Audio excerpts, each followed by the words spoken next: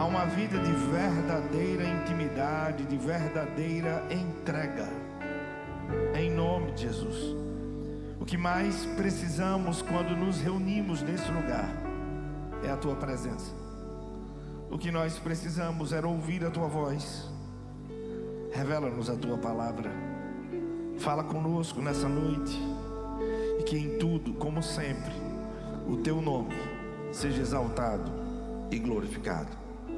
Esse lugar está tomado pela Tua presença. E aquilo que o Senhor tem para nos falar, o Senhor vai falar. Eu sei que o Senhor já está agindo nesse lugar. A Tua presença já se manifesta nesse lugar. O Teu Espírito já toca vidas, ministra em vidas. Nós sabemos disso. Ó Deus, derrama a Tua presença nesse lugar. Enche esse lugar. Levante suas mãos aos céus. Vamos declarar juntos. És a fonte. Declare a Ele como um grande clamor. Diga que Ele é a sua fonte. Diga isso. És a fome que me faz cantar. És a sede que me faz beber. És o nome que escuto ao deitar. E o olhar que vejo ao amanhecer. E essa é minha promessa. Eu gastarei minha vida pra te coroar.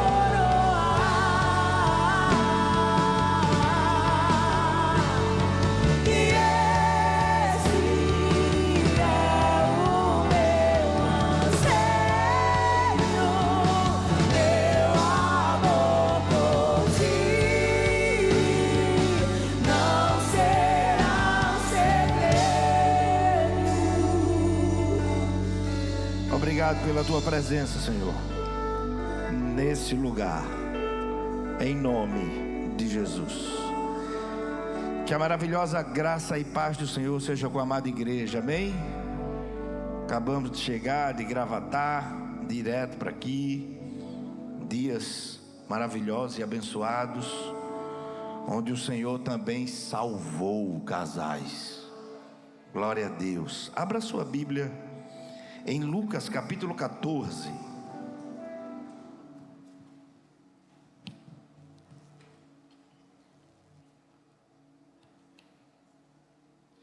Lucas capítulo 14, a partir do verso 16.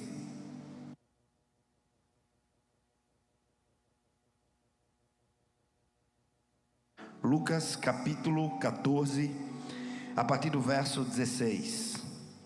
Se você achou, diga amém.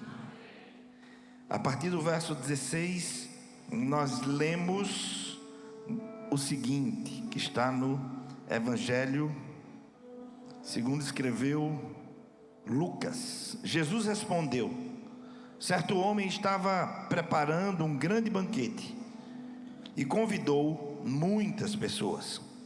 Na hora de começar, enviou seu servo para dizer aos que haviam sido convidados: venham, já está tudo pronto. Mas eles começaram um por um a apresentar desculpas. O primeiro disse: acabei de comprar uma propriedade e preciso ir vê-la, por favor, desculpe-me. Outro disse: acabei de comprar 5 juntas de boi e estou indo experimentá-las, por favor, desculpe-me. Ainda outro disse: acabo de me casar, por isso não posso ir. O servo voltou e relatou isso ao seu senhor. Então o dono da casa irou-se e ordenou aos seus servos: vá rapidamente para as ruas e os becos da cidade e traga os pobres, os aleijados, os cegos e os mancos. Disse o servo: o que o Senhor ordenou foi feito, e ainda há lugar.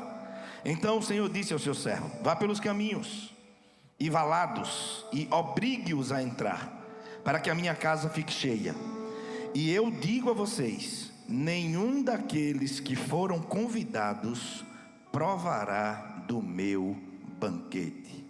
Que a sua mente e o seu coração estejam devidamente abertos e que o Espírito Santo de Deus nos revele a sua palavra. Amém? Você pode se assentar dando um glória a Deus aí, irmão.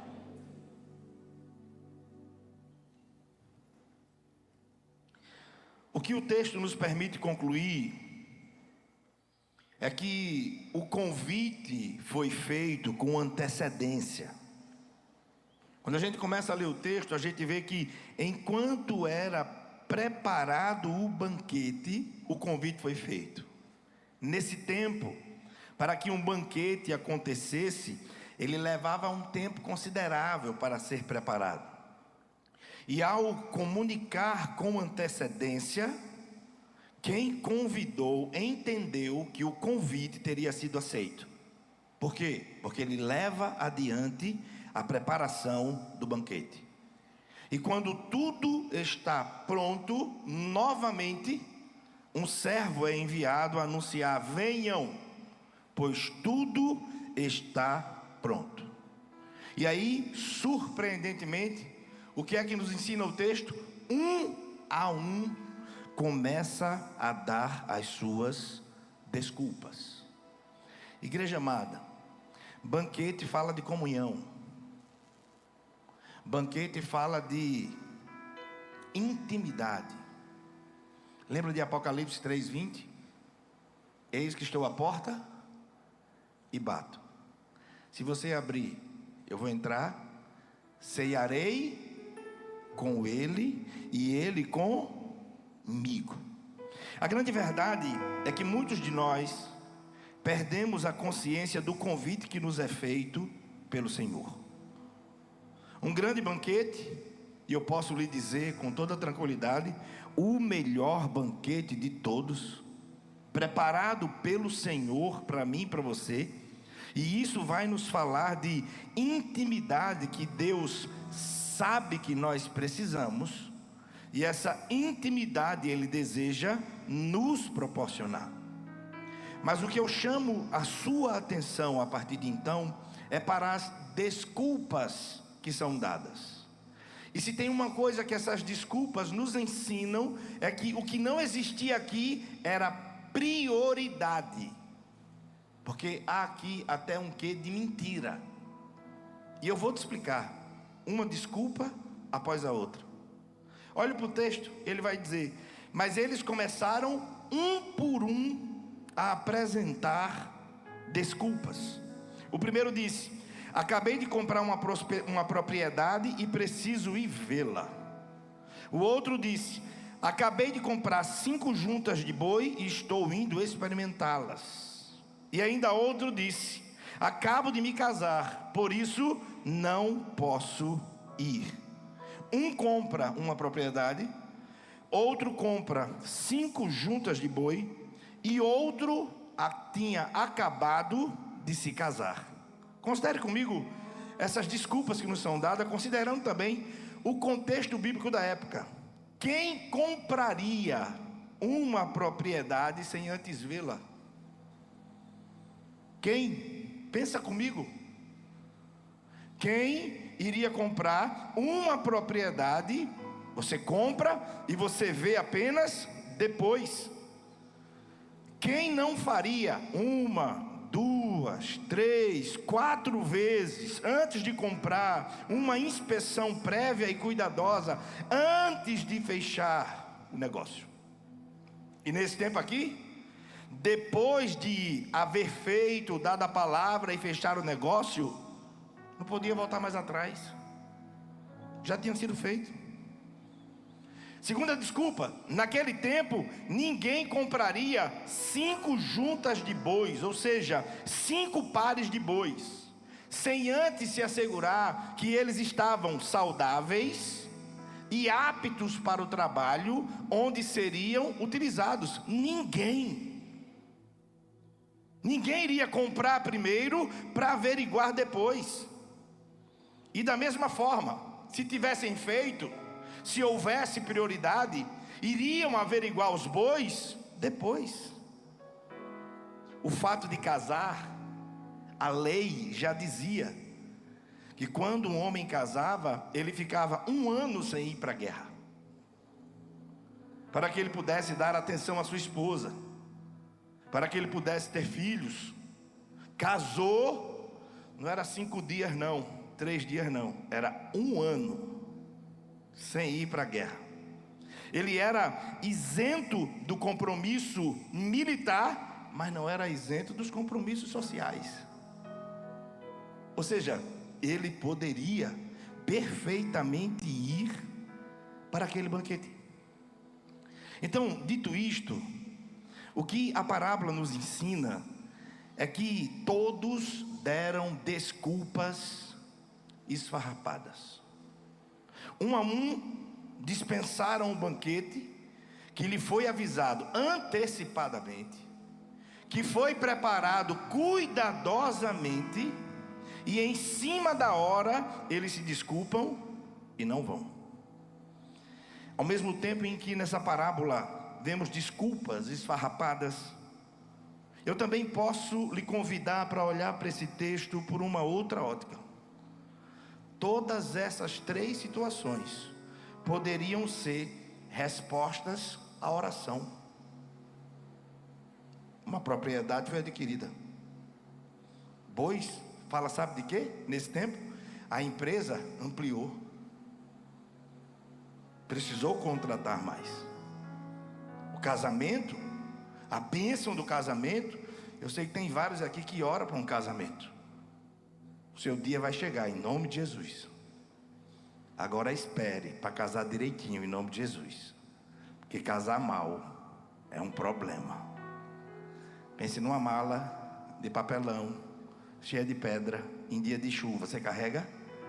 Não, você arruma um problema. Então escolha bem direitinho, diga amém. Diga amém.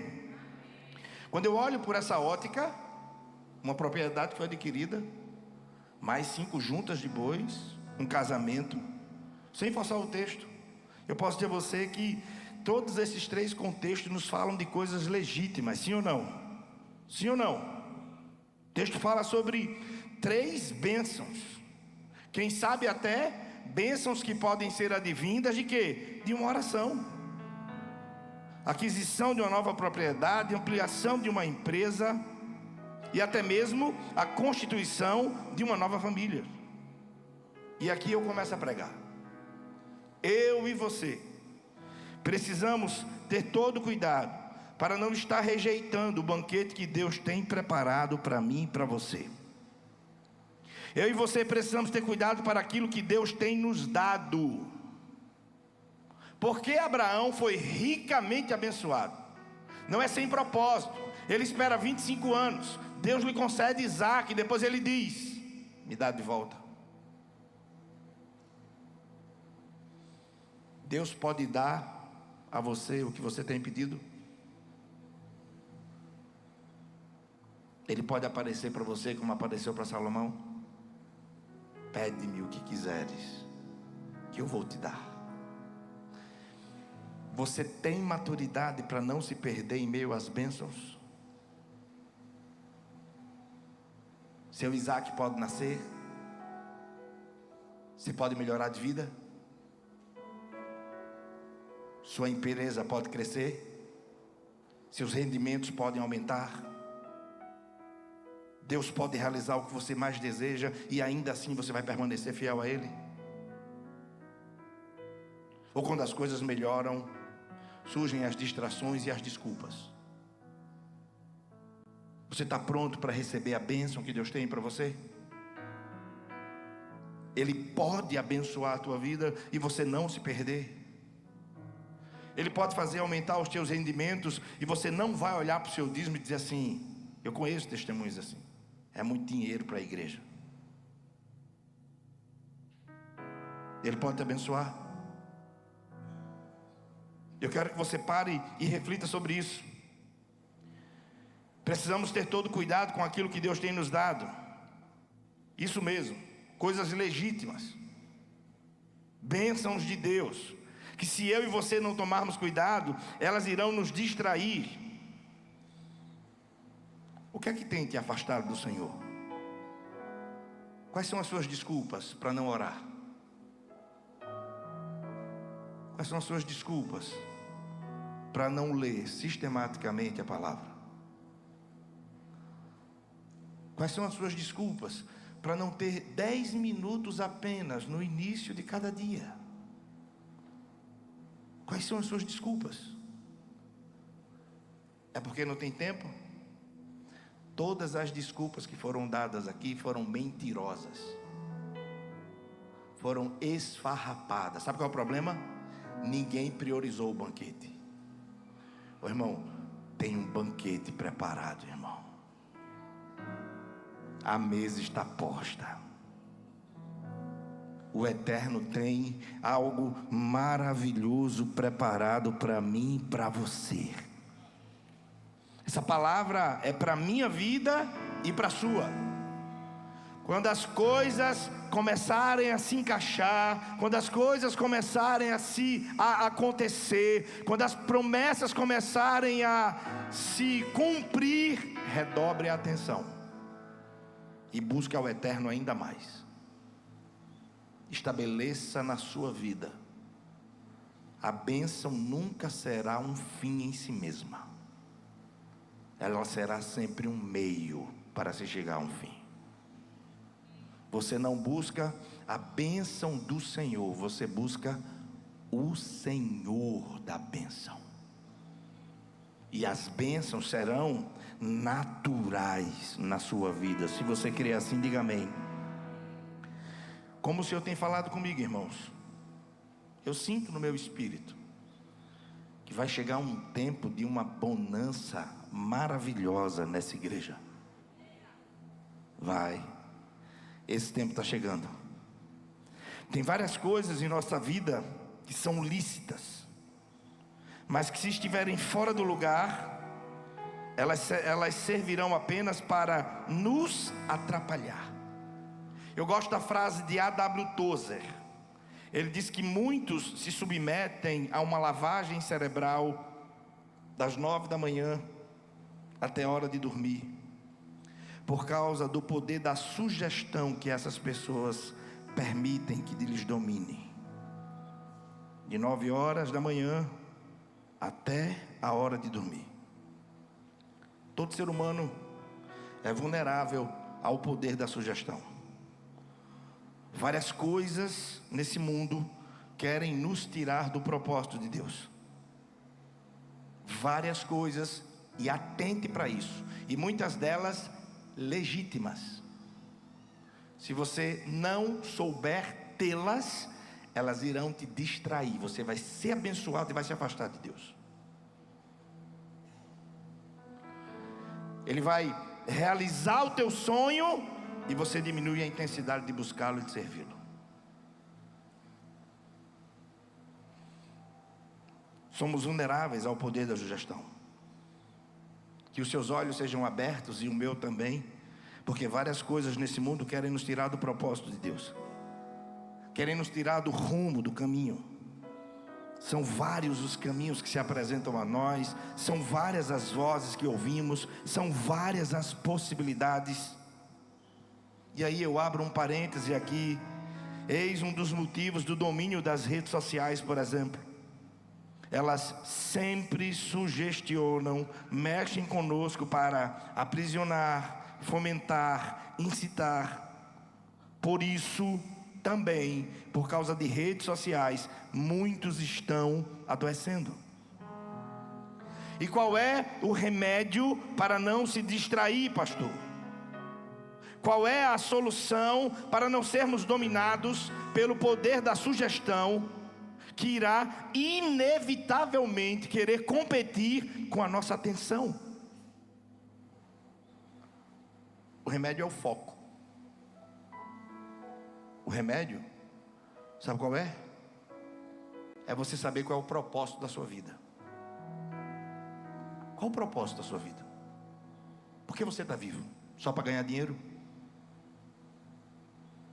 Por que você está vivo? Para realizar os teus desejos?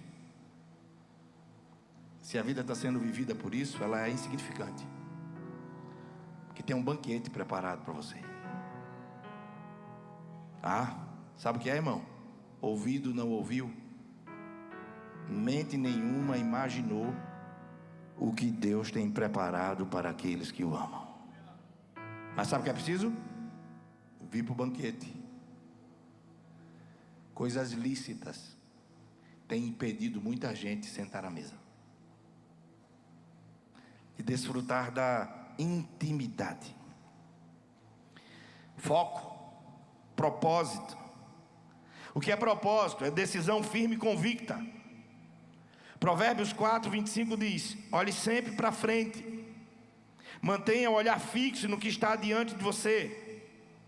Igreja amada, é a sabedoria que nos ensina a viver dessa forma, focados, olhando firmemente para quem?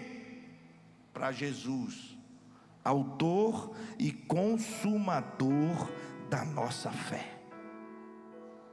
Aí a gente olha para a vida de Paulo, Filipenses capítulo 3, verso 13 e 14, e eu acho esse princípio na vida dele. Irmãos, não penso que eu mesmo já o tenha alcançado, mas uma coisa faço, esquecendo-me das coisas que para trás ficam, avançando para as que estão adiante de mim, prossigo para o alvo, a fim de ganhar o prêmio do chamado celestial de Deus em Cristo Jesus. Vivemos no mundo de muitas vozes, mas Isaías capítulo 30, verso 21, vai nos dizer: quer você se volte para a direita, quer você se volte para a esquerda, uma voz nas suas costas dirá a você: este é o caminho, siga-o. Sua vida tem se resumido a quê?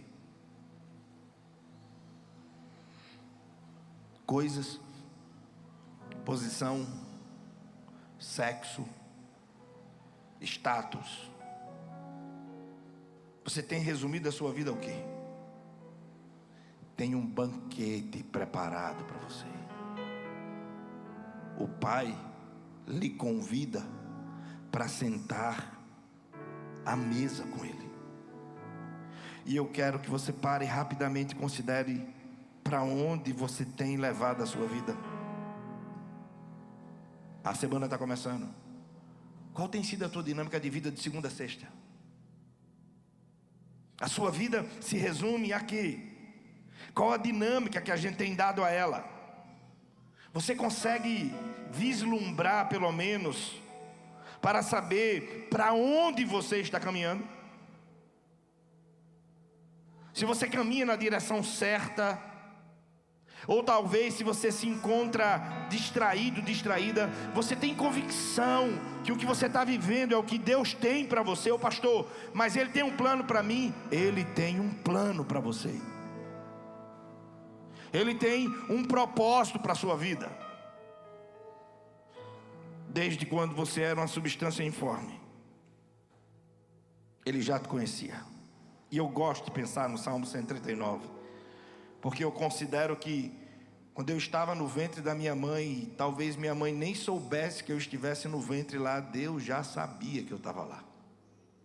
Então até antes da minha mãe, o primeiro a pensar em mim foi Deus. O primeiro a me autorizar a vir à vida foi o Senhor. Como é que a tua vida está acontecendo? Como é que você estará daqui a 4, 5 anos? Você jovem, o que está fazendo da sua vida?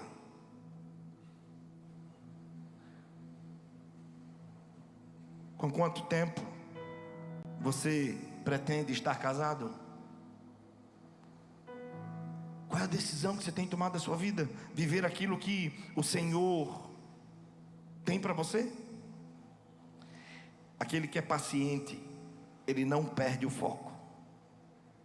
Sabe como é que a gente tem que viver essa vida, irmãos? Como um soldado no campo de batalha. As circunstâncias se mostram completamente desfavoráveis, mas ele tem uma direção de Deus. Ele permanece em combate. O paciente, o que tem foco é como o corredor na pista, que apesar de todo cansaço e a mente lhe sabotar dizendo: para, você só vai parar aonde está estabelecido. Eu volto a falar nesse domingo o que falei domingo passado, porque o Espírito Santo de Deus tem falado comigo direto. As coisas vão começar a acontecer e você tem que ter cuidado para não se distrair. As bênçãos vão começar a chegar. O meu plano vai começar a se cumprir. Vários homens de Deus que passaram por aqui disseram: vocês ainda não começaram a viver o que Deus tem para vocês. Deus está apenas preparando vocês. E o Espírito Santo tem falado: cuidado com as distrações. Cuidado. Cuidado quando as coisas começarem a acontecer. Tua empresa cresceu, teve um aumento, está tudo em paz. Não é viver aterrorizado, medroso. Está tudo bem, vai acontecer alguma coisa ruim. Não, de jeito nenhum. Eu creio na bênção de Deus sobre a minha vida e sobre a sua vida. Eu creio na bênção de Deus sobre a minha família e sobre a sua família, amém? Eu creio que a paz não será sazonal, ela estará estabelecida dentro da sua casa. Eu creio que você não precisa viver uma vida sofrida em vários âmbitos dela. Eu creio que você pode viver uma vida organizada. Quem crê nisso? E para isso que é preciso, não se distraia.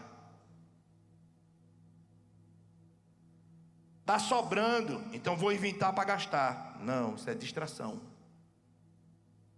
Sim ou não? Sim ou não? Isso é distração. Eu e você precisamos tomar todo o cuidado. Sobre distração, normalmente as pessoas gostam de dizer em tom irônico para os distraídos: toma distraído. Já viu alguém dizer isso? Toma distraída.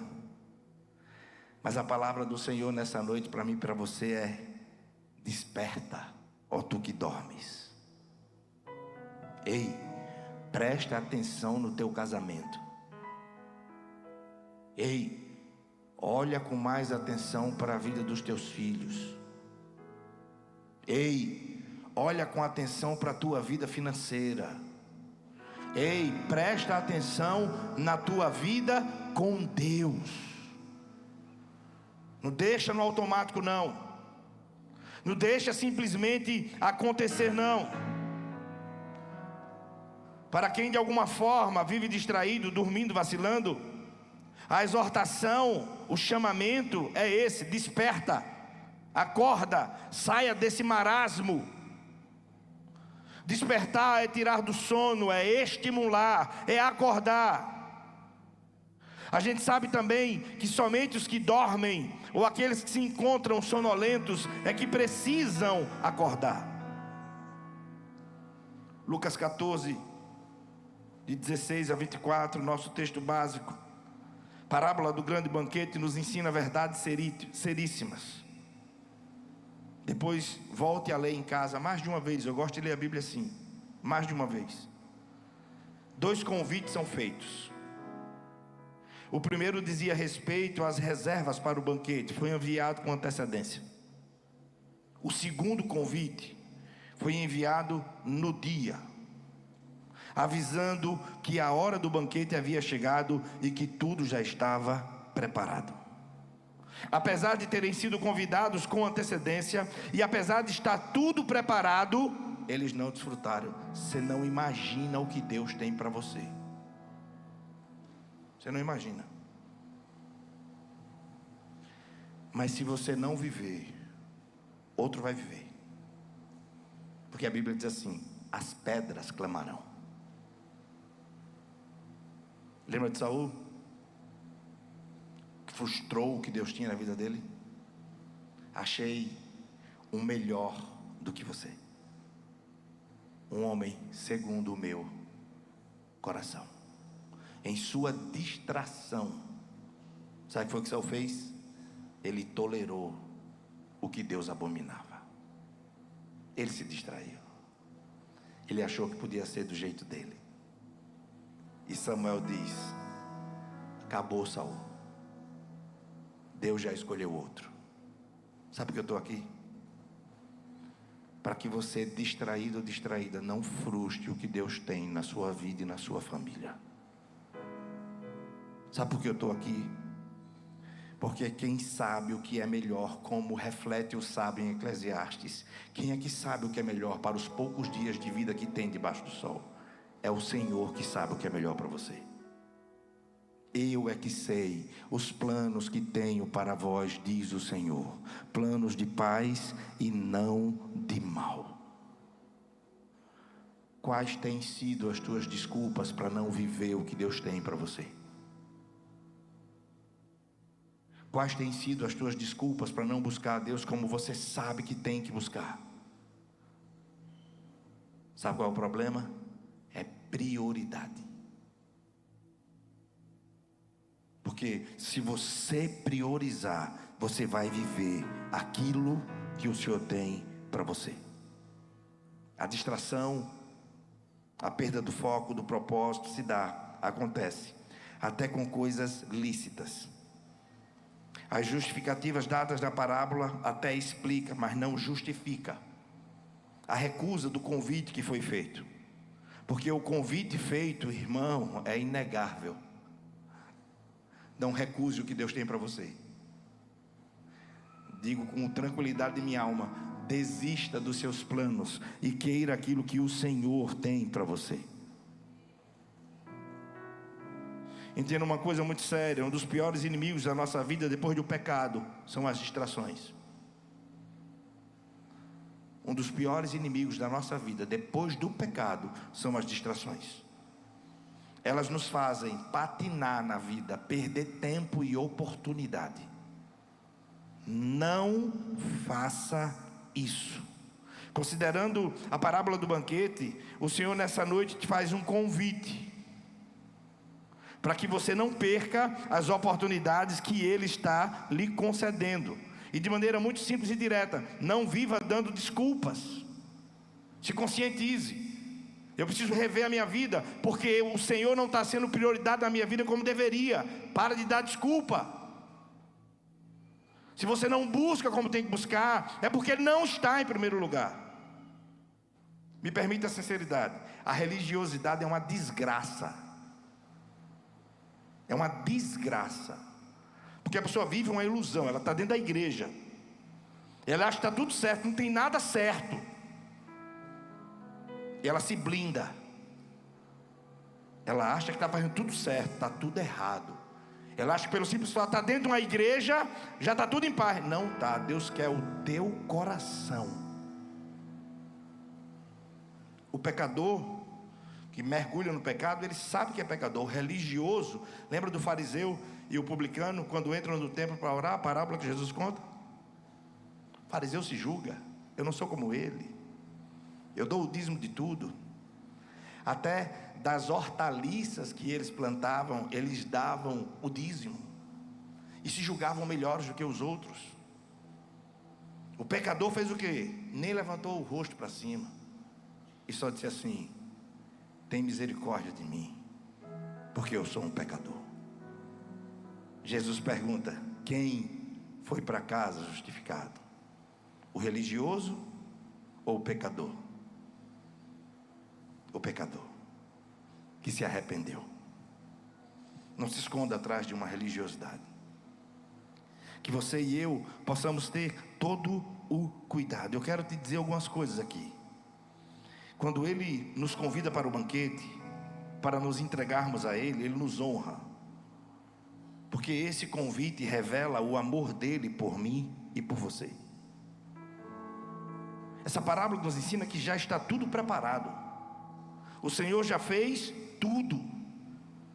Ele quer apenas que você se entregue. Agora precisa ser espírito, alma e corpo. Para quem está começando, começa a frequentar a igreja, vai ouvindo a palavra, o entendimento vai se abrindo, processo natural. Mas tu que já tem 5, 10 anos e vive uma religiosidade, você precisa se converter e ter uma experiência real. Porque Apocalipse 3:20 não fala para descrente, fala para crente. Eis que estou à porta e bato. O dono da igreja está falando para quem? Para uma igreja. Se ele está na porta batendo, ele está dentro ou está fora? Ele está dentro ou está fora? Está fora, irmão. Você busca a Jesus para ele ser o que seu? Salvador? Ele tem que ser em primeiro lugar seu Senhor. Se ele for seu Senhor, ele será seu Salvador naturalmente. Mas se você achar que ele é o seu Salvador e não o tem como Senhor, você está redondamente enganado. Porque Senhor no grego é aquele que tem o direito de mandar. É Ele quem diz como eu vou viver. Se é você quem tem dito como você vive, é religiosidade. Ele quer ser seu Senhor. Se Ele for seu Senhor, a consequência disso é lhe alcançar com a salvação. Mas aí é quando muita gente se engana e diz assim: eu tenho Deus no meu coração, quer como Salvador, mas não quer como seu. Isso é religiosidade. Você quer aplacar sua consciência com medo do inferno. Ele quer ser o Senhor da sua vida. E mais uma vez nessa noite ele está dizendo assim: eu preparei um banquete para você, e eu quero que você aceite esse banquete, que você me reconheça como Senhor da sua vida.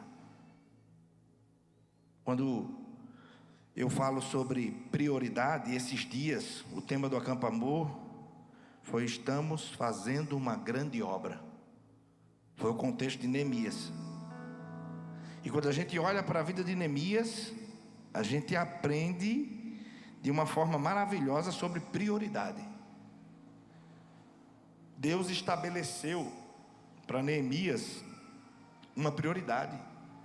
Neemias, eu vou mandar tudo, eu vou providenciar tudo, e a minha prioridade para você é que você reconstrua os muros de Jerusalém.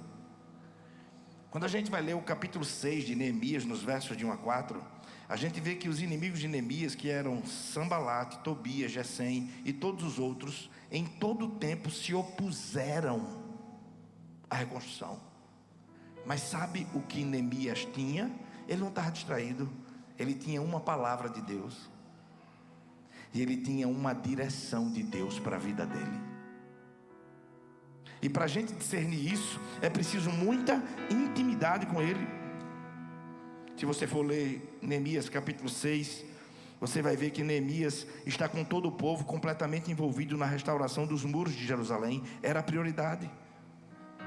Então os inimigos fazem um convite para quê? Para distraí-lo 4 vezes. Pode ler depois Neemias capítulo 6. Neemias, desce aqui que a gente quer falar contigo. Neemias, desce aqui que a gente quer falar contigo. Não, quem tem foco sabe aonde está e para onde Deus está lhe levando. Ele diz assim: por que eu vou parar a obra? Por que eu vou descer para falar com vocês? Eu estou fazendo uma grande obra. E ele não desceu. Ele teve discernimento, mas a resposta dele foi taxativa: faça uma grande obra e não poderei descer. Faça uma grande obra e não poderei descer. Neemias está dizendo: estou ocupado demais, tenho coisas muito importantes para fazer, o trabalho não pode parar, não posso desviar a minha atenção.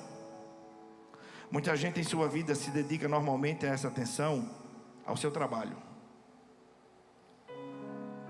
O que é que consome muita gente? Ganhar dinheiro. Às vezes sacrifica a própria família.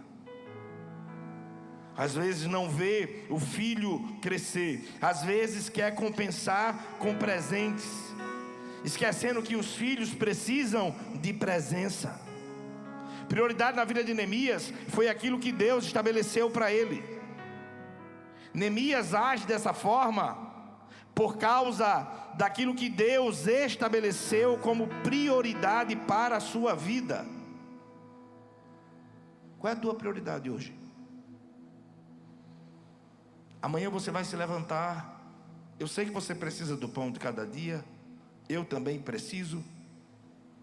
Mas o que é que te move? O que é que faz o teu coração pulsar? O que é que traz alegria para a tua alma? Onde é que está Deus nisso? E depois de Deus, onde é que está a tua família nisso? Eu ouvi um testemunho esses dias, lá no Acampo Amor, que todo mundo ficou impactado. Pastor Alain, do casal Cheio da Graça. A relação bem difícil do pai dele com eles, e ele tentando reaproximar a irmã com o pai. O pai errou muito, mas ele perdoou. Ele procurou viver na presença do pai, com momentos com ele. E depois de insistir muito, a irmã não queria nem recebê-lo em casa, de tão magoada que estava. E ele, por insistir, fez: minha irmã, você precisa receber, vamos acabar com esse problema. Então ela aceitou. Foram passar uma Páscoa lá. Ela mal conseguiu dormir, porque na manhã seguinte ela ia sentar à mesa com o pai. Só que quando eles levantaram, a irmã fez: vai chamar o pai para a gente tomar café. Aí ele fez: espera aí, vou chamar já. A mesa estava posta. Quando ela abriu a porta, ele abriu a porta do quarto, o pai tinha morrido de um infarto fulminante. Ele não sentou à mesa. E ele tirou uma lição. Ele disse para a irmã: eu tenho saudades, porque eu vivi. Você tem remorso, porque não aproveitou as oportunidades. O que é que você tem feito com a sua vida? O que é que te move? Ou ganhar dinheiro? Você precisa, mas você chegou sem nada e vai partir sem nada. Aí o pastor Alan disse assim: ninguém se segurou lá. Para mim foi um dos melhores Acampo Amor. Ele disse assim: nessas horas a gente aprende que o que importa mesmo da vida são as coisas simples, os momentos mais corriqueiros da vida. Cuidado com as distrações. Veja seus filhos crescerem. Se tiver que ganhar menos, ganhe menos, mas seja presente na sua família. Não deixe seu casamento ir para o espaço por causa de uma proposta financeira. Não relegue Deus a segundo, terceiro ou quarto plano. Ele precisa ser a prioridade da sua vida. Tem um banquete preparado para você. Tem um banquete preparado para mim. E somente nessas horas a gente desperta para o que realmente importa na vida. Sofre até hoje, porque a vida acontece assim. Esse momento presente tem uma beleza única que nunca mais será. Quando ele passa, ele não volta nunca mais. Não uso de artifícios para querer assustar, aterrorizar, para que alguém pelo medo tome uma decisão por Cristo. Não. Mas o que a gente tem é o agora. E no dia de hoje, o Senhor lhe concede mais uma oportunidade para você deixar a distração e começar a reorganizar a sua vida, colocando Ele em primeiro lugar na sua vida. E depois dele não vem o seu trabalho. Depois dele vem a sua família. E só depois da sua família é que vem o seu trabalho. Tem um grande banquete preparado para você. Você não imagina os planos de Deus para a sua vida. E eu queria que você fechasse seus olhos. Eu queria que você apresentasse a sua vida ao Senhor.